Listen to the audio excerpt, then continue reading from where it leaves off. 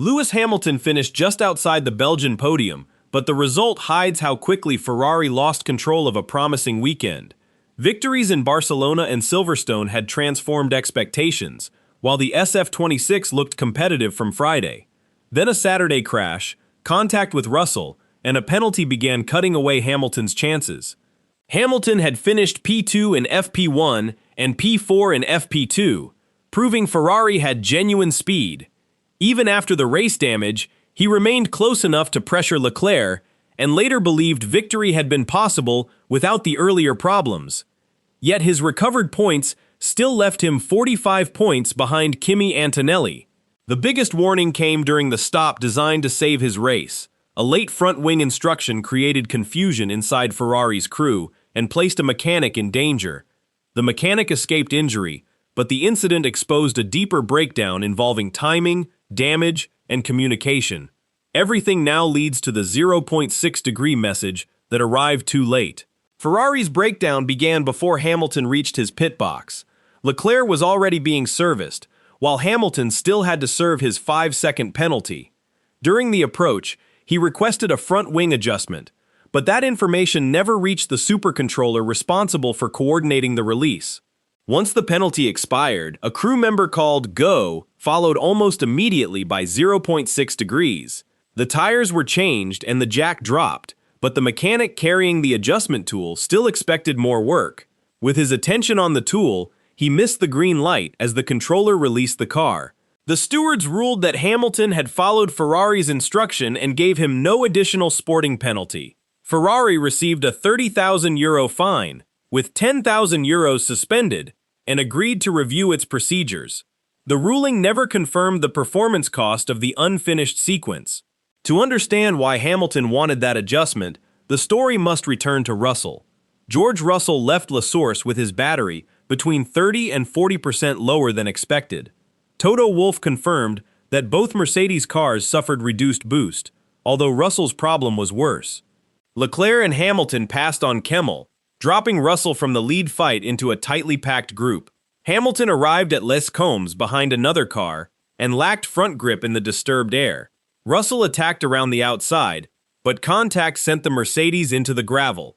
Hamilton continued with damage, while the stewards judged him responsible and issued the penalty. Russell refused to blame Hamilton and viewed it as a racing incident. Hamilton and Fred Vasseur agreed, although the official decision remained unchanged. Russell had entered Belgium 25 points behind Antonelli, but the retirement doubled that deficit to 50. Mercedes created the conditions for the collision, while Ferrari carried its own warning signs into the race. Ferrari's speed was real, but the results needed context.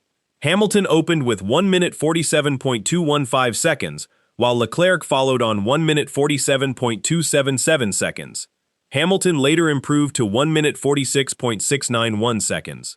Leclerc appeared slower, but track limits had deleted his best attempt and distorted the final order. Hamilton liked the general balance, but identified the middle sector as Ferrari's main weakness. Spa's 7.004-kilometer lap also forced teams to carefully divide their electrical energy. Spending too much boost early could leave a driver exposed later on the long straights.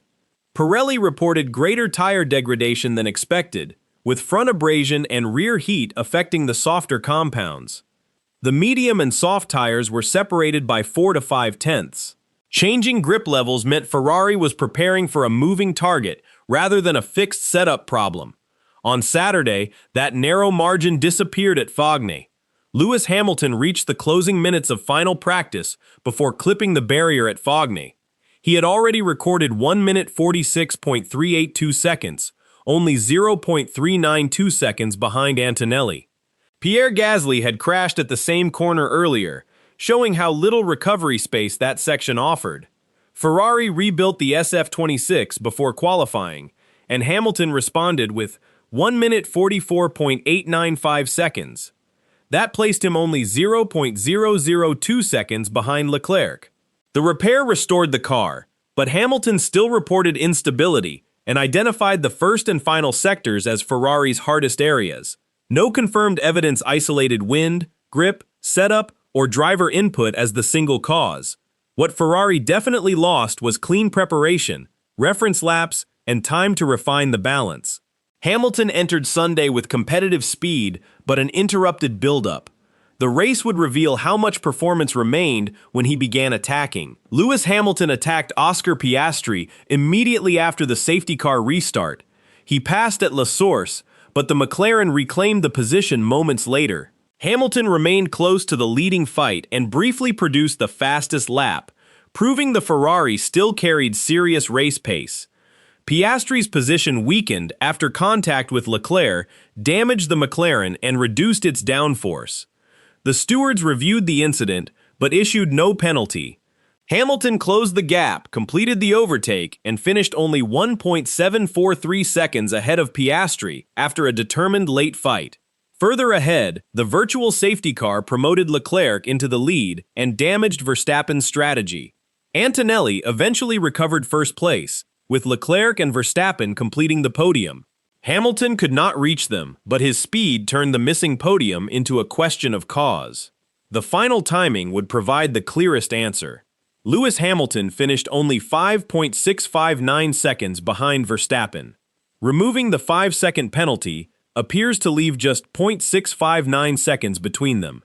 But races cannot be recalculated through simple subtraction because traffic, tire use, overtakes, energy modes, and strategy would all have changed. The penalty is the only exact loss. Ferrari called Hamilton's damage small, but never published a downforce figure or lap time estimate. No verified evidence supports the stronger claim that he could barely turn the car. The Ferrari was affected, but it was neither destroyed nor completely powerless. The penalty created the largest confirmed cost, while disrupted preparation, altered aero balance, and operational confusion removed Hamilton's remaining margin. Eliminating any problem would have improved his podium chance, but none guarantees a different result.